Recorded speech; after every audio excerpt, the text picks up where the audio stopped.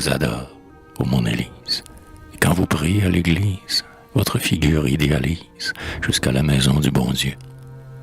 Votre corps charmant qui se ploie est comme un cantique de joie, et, frémissant d'amour, envoie son parfum de femme au saint lieu. Votre missel a sur ses pages bien des gracieuses images, bien des ornements d'or, ouvrage d'un grand mosaïste inconnu. Et fier de vous faire une chaîne, votre chapelet noir qui traîne redit son madrigal d'ébène aux blancheurs de votre bras nu. Comme un troupeau leste et vorace, on voit s'élancer sur la trace de vos chevaux de noble race, mille amants, le cœur aux abois. Derrière vous marche la foule, mugissante comme la houle, et dont le chuchotement roule à travers les détours du bois. Vous avez de tremblantes gazes, des diamants et des topazes, à replonger dans leur extase les Aladins expatriés. Et des cercles de blonds clitandres, dont le cœur brûlant sous les cendres vous redit en fadaise tendre les souffrances dont vous riez. Vous avez de blondes servantes, aux larges prunelles ardentes, aux chevelures débordantes, pour essuyer vos blanchements. Vous portez les bonheurs en gerbe, et sous votre talon superbe, 1000 fleurs s'éveillent dans l'herbe, afin d'embaumer vos chemins. Moi, je suis un jeune poète, dont la rêverie inquiète n'a jamais connu d'autre fête que l'azur et le lys en fleurs. Je n'ai pour trésor que ma plume, et ce cœur broyé qui s'allume comme le feu rouge à l'enclume, sous le lourd marteau du malheur. Mon âme était comme cette onde, pleine d'amertume, qui gronde en son délire, et dont la sonde n'a jamais pu trouver le fond. Comme ce flot qu'un sable aride absorbe de sa bouche avide, et qui cherche à combler le vide d'un abîme vaste et profond.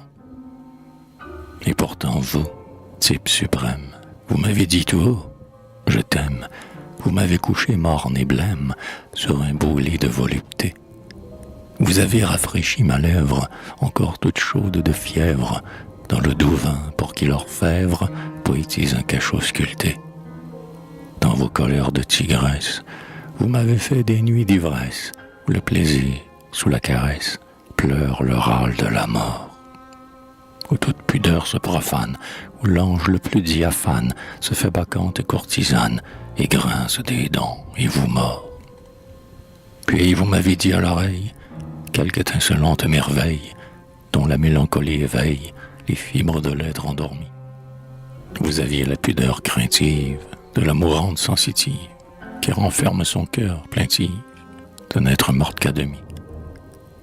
Et le doute railleur m'assiège, lorsque, pris dans un divin piège, mon cou plus pâle que la neige, et par vos bras blancs enlacés. J'ai peur que l'orient mensonge du lac d'azur où je me plonge ne soit l'illusion d'un songe qui tenaille mon front glacé.